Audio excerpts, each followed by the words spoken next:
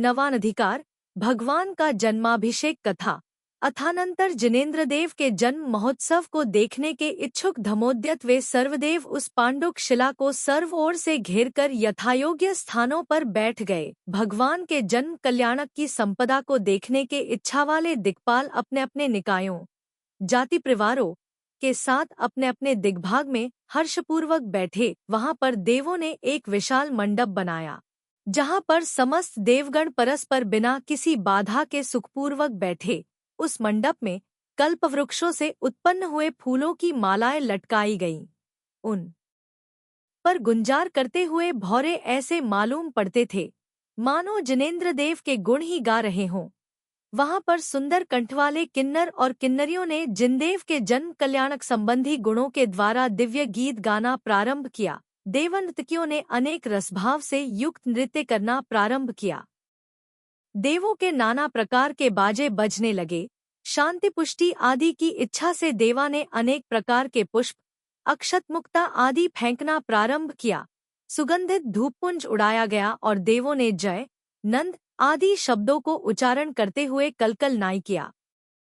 तत्पश्चात सौधर्म इंद्र ने प्रस्तावना विधि करके भगवान के प्रथमाभिषेक के लिए कलशों का उद्धार किया। कलशोद्वार के मंत्र को जानने वाले ईशानेंद्र ने भी आनंद के साथ मोती, माला और चंदन से चर्चित जल से भरे हुए कलश को हाथ में लिया। उस समय शेष सभी कल्पों के इंद्र आनंद पूर्वक जय जय शब्द उच्चारण करते हुए यथायोग्य परिचर्या के द्वारा परिचार कपने को प्राप्त हुए।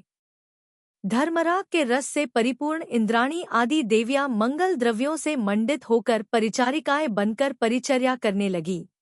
स्वयंभू भगवान का देह स्वभाव से ही क्षीर रक्त वर्ण वाला होने से पवित्र है, अतः इसे क्षीरसागर के जल से अतिरिक्त अन्य जल स्पर्श करने के लिए योग्य नहीं है।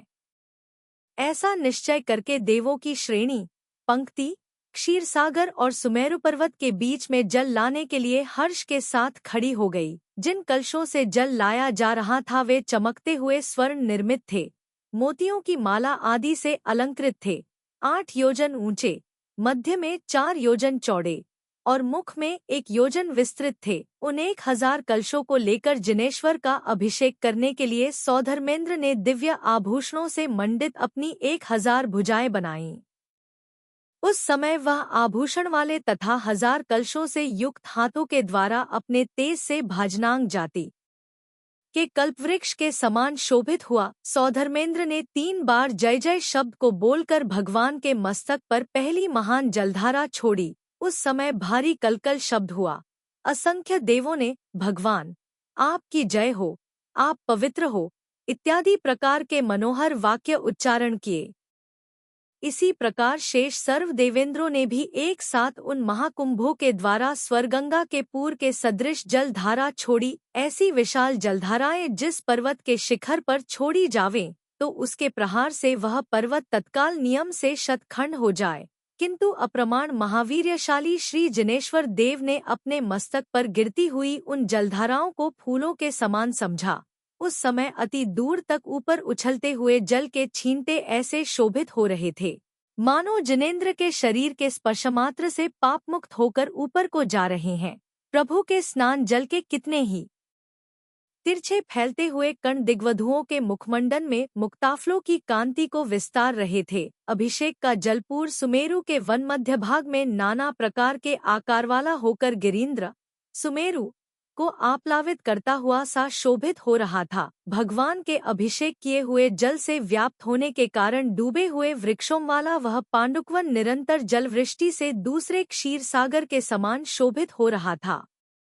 इत्यादि अनेक प्रकार के दिव्य परम सैकड़ों महोत्सवों से, दीप धूपादि से की गई पूजाओं से, कोटि कोटि गीत नृत्य और बाजों के द्वारा उत्कृष्ट सामग्री के साथ उन स्वर्ग के स्वामी इंद्रों ने अपने आत्म कल्याण के लिए भगवान का शुद्ध जल से अभिषेक किया। पुनः सौधर्मेंद्र ने गंधोदक की वंदना के लिए परम विभूति और महान उत्सवों के साथ सुगंधी द्रव्यों के सम्मिश्रण से सुगंधित जल से भरे हुए मणि और सुवर्ण से निर्मित गंधोदक वाले महाकुंभों से भी तीर्थ कर देव का अभिषेक किया। जगतगुरु के शरीर पर गिरती हुई वह अनेक वर्ण वाली जलधारा उनके शरीर के स्पर्शमात्र से अत्यंत पवित्र हुई के समान शोभा को धारण कर रही थी। जगत के जीवों की सर्व आशाओं को पूर्ण करने वाली पुण्य विधायिनी पुण्यधारा के समान वह जलधारा हम लोगों को शिवलक्ष्मी देवे जलधारा पुण्यात्रवधारा के समान सर्व मनोरथों को पूर्ण करती है। वह हमारे भी समस्त अभीष्ट संपदा की सिद्धि करे, जो तीक्ष्ण खड्गधारा के समान सज्जनों के विघ्न जाल का नाश करती है। वह जलधारा हमारे शिव साधन में आने वाले विघ्नों का नाश करे, जो जलधारा अमृतधारा के समान जीवों की समस्त वेदनाओं को नष्ट करती है। वह हमारे मोक्षमार्ग में मल उत्पन्न करने वाली वेदना का नाश करे। जो जलधारा श्रीमान वीरनाथ को प्राप्त होकर अति पवित्रता को प्राप्त हुई है, वह हमारे मन के दुष्कर्मों से हमें पवित्र करे। इस प्रकार उन देवेंद्रों ने प्रभु का सुगंधित जल से अभिषेक करके सज्जनों के विघ्नों की शांति के लिए उच्च स्वर से शांति की घोषणा की, अर्थात शांति पाठ पढ़ा। उन देवों ने अपनी शरीर की शुद्धि के लिए स्वर्ग की भेंट समझकर हर्ष के साथ उस उत्तम गंधोदक को अपने मस्तक पर और सर्वांग में लगाया। सुगंधित जल से अभिषेक होने के अंत में जय जय आदि शब्दों को उच्चारण करते हुए उन देवों ने हर्ष के साथ उस चूर्णयुक्त सुगंधित जल से परस्पर सिंचन किया, अर्थात आपस में उस सुगंधित जल के छींटे डाले। इस प्रकार अभिषेक के समाप्त होने पर शरीर मज जनरूप सक्रिय करके उन देवेंद्रों ने देवों और मनुष्यों से पूजित प्रभु की महाभक्ति के साथ, जिनकी सुगंध सर्व और फैल रही है, ऐसे दिव्य सुगंध द्रव्यों से, मुक्ताफलमे अक्षतों से, कल्पवृक्षों से उत्पन्न हुए पुष्पों की माला आदि से, अमृत पिंडमय नैवेद्य पुंज से, मणिमय दीपों से, महान धूप से, कल्पवृक्षों के फलसमूह से, मंत्रों से, पवित्रित हायों से और पुष्पांजलियों की वर्षा से पजा की। इस प्रकार अनिष्टों का विनाश करने वाली पूजाओं को करके तथा शांति पौष्टिकादि कार्यों को करके उन देवेंद्रों ने जन्माभिषेक को संपन्न किया। पुनः अपनी अपनी इंद्राणियों के साथ इंद्रों ने तथा अपनी देवियों के साथ सब देवों ने अत्यंत प्रमुदित होते हुए 3 प्रदक्षिणाएं देकर जिनेंद्र देव को नमस्कार किया। उस समय देवों ने गंधोदक के साथ पुष्पों की वर्षा की और मंद शीतल पवन चलने लगा, जिसके जन्माभिषेक का स्नानपीठ समेत पर्वत हो, इंद्र अभिषेक करने वाला हो, क्षीरसागर के जल से भरे है उत्तम कलश हो, सर्वदेवियां नृत्यकारिणी हो, क्षीरसागर द्रोणी जलपात्र हो और देव किंकर हो। उसका वर्णन करने के लिए कौन दक्ष पुरुष समर्थ है? कोई भी नहीं। अभिषेक का कार्य समाप्त होने पर आश्चर्य को प्राप्त इंद्राणी ने त्रिजगतगुरु का श्रृंगार करना प्रारंभ किया। सर्वप्रथम उसने भगवान के जलाभिषिक्त शरीर के सिर, नेत्र और मुख आदि पर लगे हुए जलकणों को निर्मल वस्त्र से पोंछा। तत्पश्चात स्वभाव से ही दिव्य सुगंध से युक्त भगवान के उत्तम शरीर पर भक्ति के द्वारा गीले सुगंधित द्रव्यों का लेप किया। पुनः 3 जगत के तिलक स्वरूप प्रभु के अनुपम ललाट पर केवल भक्ति के राग से प्रेरित होकर देदीप्यमान तिलक किया। पुनः जगत के चूड़ामणि प्रभु के मस्तक पर मंदार पुष्पों की माला और मुकुट के साथ परम प्रदीप्त चूड़ामणि रत्न बांधा।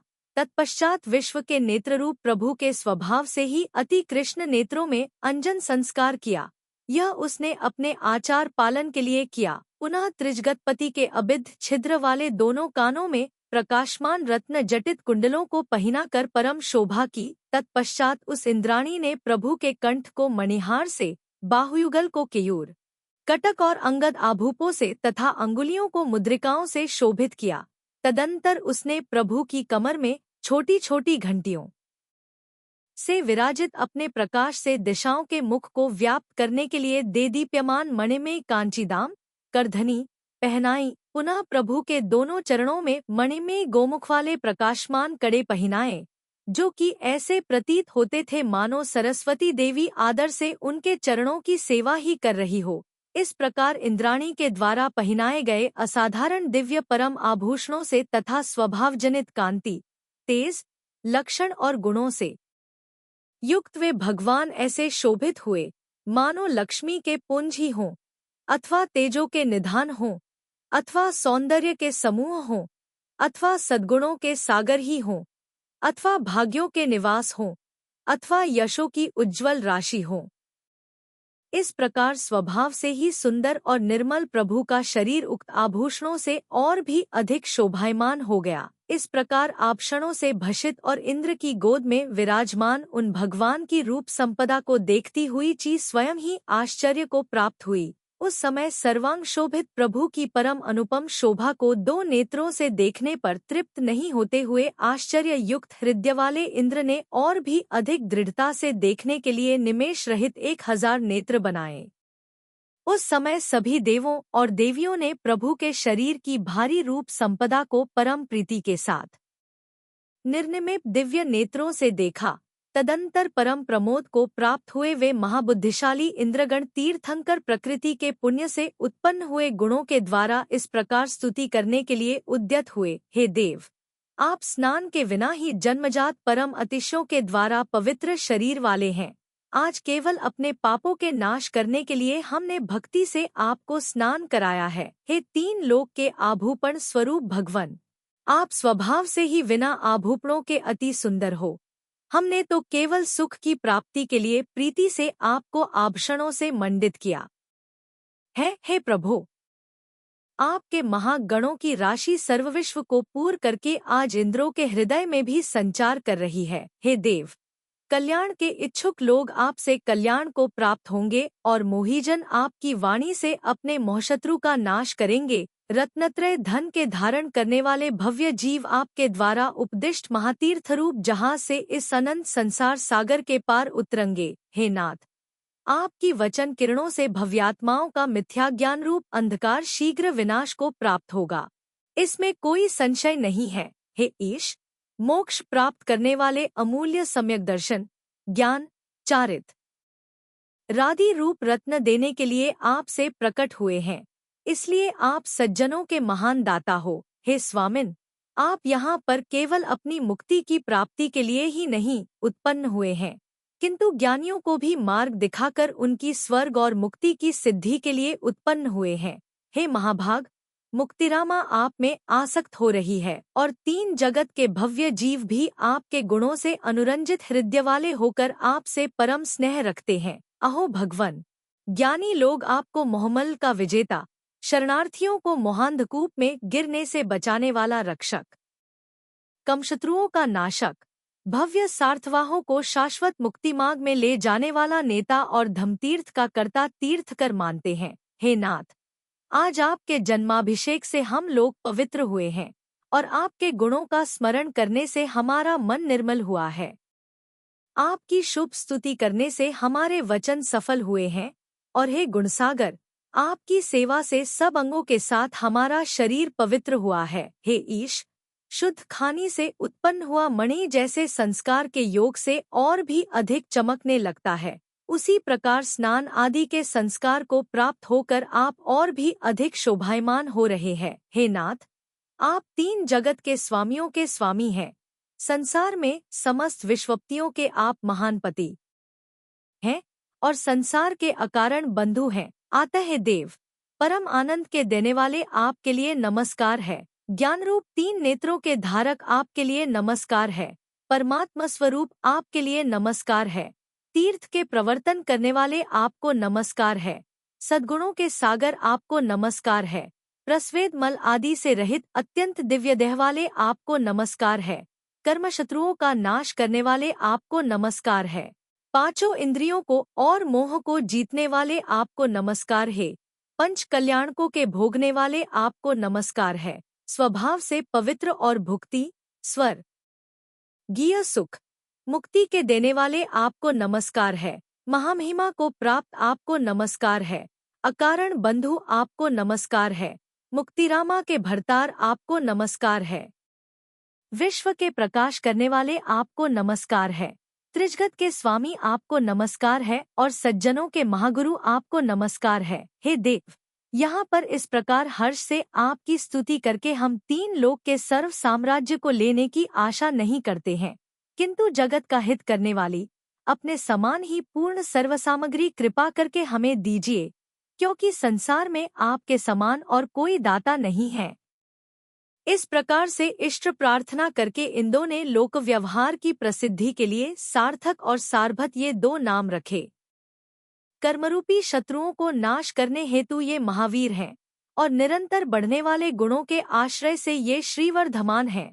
इस प्रकार दो नाम रखकर दिव्य रूपधारी जिनेश्वर को ऐरावत गज के कंधे पर विराजमान करके पूर्व के समान ही अत्यंत महोत्सव और भारी विभूति के साथ जय नंद आदि शब्दों को उच्चारण करते हुए वे देवेंद्र शेष कार्यों को संपन्न करने के लिए वापस कुंडपुर आए। वहां आकर नगर को, आकाश को और वनों को सर्व ओर से घेरकर सर्व देव सेनाएं और चारों जाति के देव देवियां यथास्थान ठहर गए। तत्पश्चात कुछ देवों के साथ उस देवराज ने देवों के देव श्री जिनेन्द्र देव को लेकर शोभा संपन्न राजभवन में प्रवेश किया। वहां राजभवन के अंगण चौक में सौधर्मेंद्र ने रमणीक मणिमय सिंहासन पर गुणकांति आदि से अशिशु शैशवावस्था से रहित किंतु वैसे शिशु जिनेन्द्र को विराजमान किया। तब बंधुजनों के साथ हर्षित मुख सिद्धार्थ राजा ने अति प्रीति से आंखें फैलाकर अद्भुत कांति वाले बाल जिनदेव को देखा।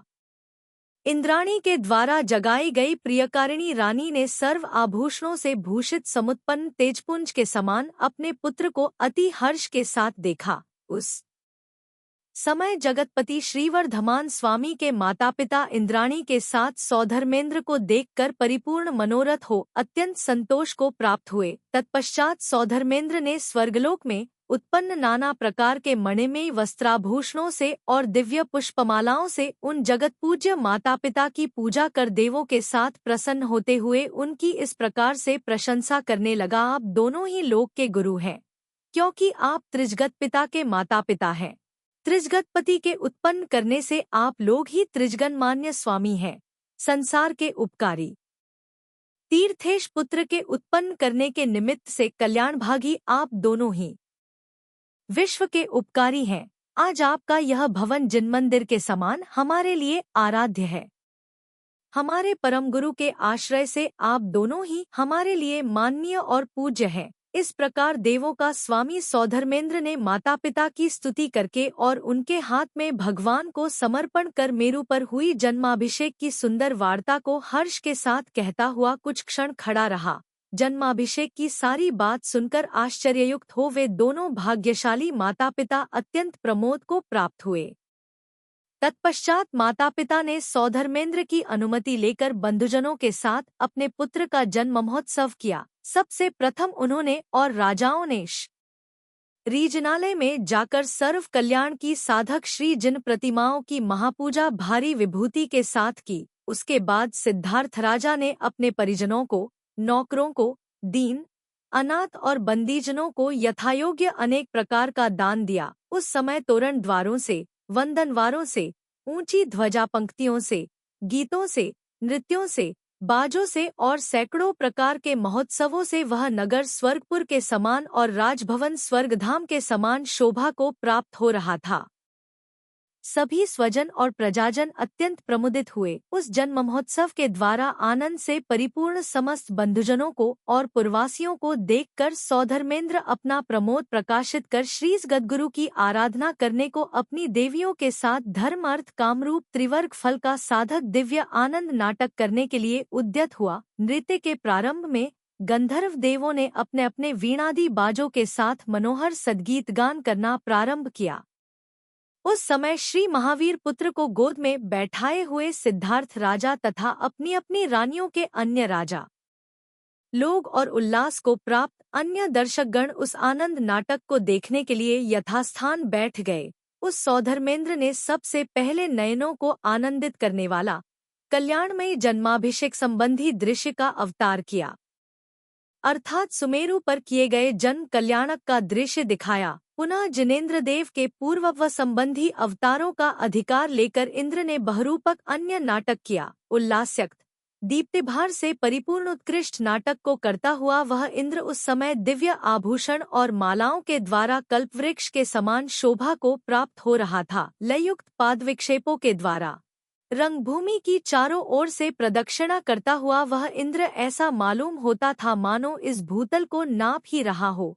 पुष्पांजलि बिखेर कर तांडव नृत्य करते हुए इंद्र के ऊपर उसकी भक्ति करने वाले देवों ने हर्षित होकर पुष्पों की वर्षा की। उस समय तांडव नृत्य के योग्य करोड़ों बाजे बज रहे थे।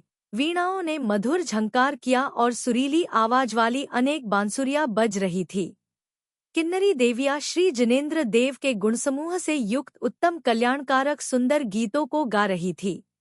इस प्रकार अनुक्रम से महान पवित्र पूर्व रंग करके उस इंद्र ने मणिमयी आभूषणों से भूषित 1000 उत्कृष्ट भुजाएं बनाकर हस्तांगुली संचालन और अंग विक्षेपों के द्वारा अद्भुत रस को दिखलाते हुए दिव्य तांडव नृत्य किया। राजादि सभी दर्शकों को सुख उत्पन्न करते हुए अपने पापों के विनाश के लिए विक्रिया रिद्धि से पाद, कमर, कंठ और हाथों से अनेक प्रकार के अंग संचालन द्वारा सहस्र भुजा वाले उस सौधर्मेंद्र के नृत्य करते समय उसके पाद विन्यासों से पृथ्वी फूटती हुई सी चलायमान प्रतीत हो रही थी। चंचल वस्त्र और आभूषण वाला वह इंद्र किए गए कर विक्षेपों के द्वारा ताराओं के चारों ओर घूमता हुआ कल्पवृक्ष के समान नृत्य कर रहा था। नृत्य करते हुए वह इंद्र क्षण भर में एक रूप और क्षण भर में दिव्य अनेक रूप वाला हो जाता था।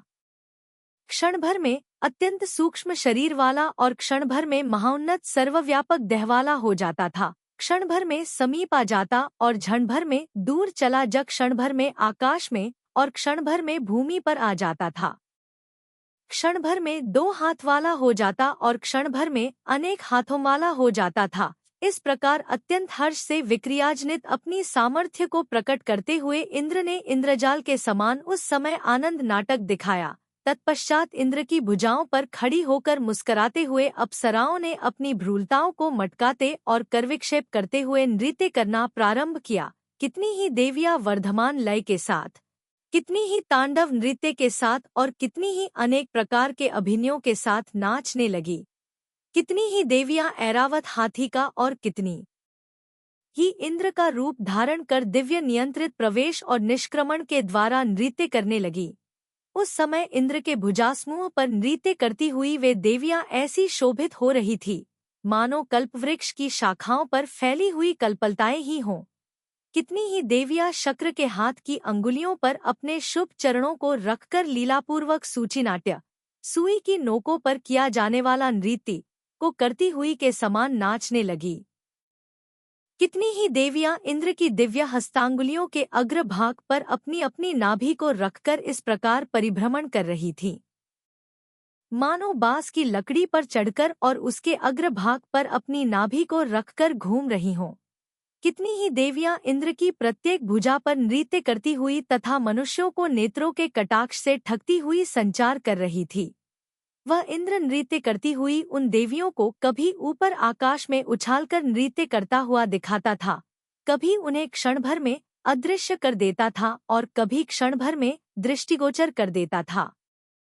कभी उन्हें अपनी भुजाओं के जाल में गुप्त रूप से इधर-उधर संचार कराता हुआ वह इंद्र उस समय लोक में महान इंद्रजालिक की उपमा को धारण कर रहा था। नृत्य करते हुए इंद्र के प्रत्येक अंग में जो रमणीक कला कौशल होता था वह उन सभी देवियों में विभक्त हुए के समान प्रतीत होता था। इत्यादि विक्रियाजनित विविध दिव्य नृत्यों के द्वारा, बहुत प्रकार के आकार वाले हावभाव विलासों के द्वारा आदर से देवियों के साथ दर्शनीय आनंद नाटक करके इंद्र ने माता पिता और दर्शक आदिकों को परम सुख उत्पन्न किया। तदंतर मुक्ति प्राप्त्यर्थ जिनेंद्र देव की शुश्रूषा और भक्ति के लिए अनेक देवियों को धाय रूप से और भगवान के वय के अनुरूप वेश आदि के करने वाले देव कुमारों को इंद्र ने नियुक्त किया। पुनः शुभचेष्टा वाले देवों के साथ महान पुण्य को उपार्जन करके वे सब देवगण अपने अपने स्वर्ग को चले गए। इस प्रकार पुण्य के परिपाक से तीर्थंकर देव ने इंद्रों के द्वारा समस्त वैभव से परिपूर्ण सारभूत जन्म कल्याणक के महोत्सव को प्राप्त किया। अतः ऐसा जानकर चतुर पुरुष उत्तम और गुणों के कारणभूत एक धर्म को ही परम यत्न के साथ सदा सेवन करें। धर्म इंद्र और नरेंद्र के सुख का जनक है। धर्म सर्व गुणों का निधान है। धर्म विश्वभर के प्राणियों का हितकारक है, अशुभ का संहारक है और शिवलक्ष्मी का कर्ता है। धर्म संसार के दुहकों का अंत करने वाला है। धर्म असामान्य पिता, माता और मित्र है। इसलिए हे ज्ञानी जनों, इस धर्म का ही सदा पालन करो। अन्य असत कल्पनाओं से क्या लाभ है? जो श्रीवीर प्रभु प्राणियों के पितामह हैं, दुहखों के हरण करने वाले हैं, धर्मतीर्थ के कर्ता हैं, सर्वज्ञ हैं, गुणों के सागर हैं, अत्यंत निर्मल हैं, विश्व के अद्वितीय चूड़ामणि रत्न हैं, कल्याण आदि सुखों के भंडार हैं, उपमा रहित हैं, कर्मशत्रुओं के विध्वंसक हैं, और तीन लोक के ज्ञानी पुरुषों के द्वारा एवं मेरे द्वारा वंदनीय और पूज्य हैं, वे मेरे उक्त विभूति के लिए सहायक होवें। इस प्रकार भट्टारक सकल कीर्ति विरचित श्रीवीर वर्धमान चरित में भगवान के जन्माभिषेक का वर्णन करने वाला नवम अधिकार समाप्त हुआ।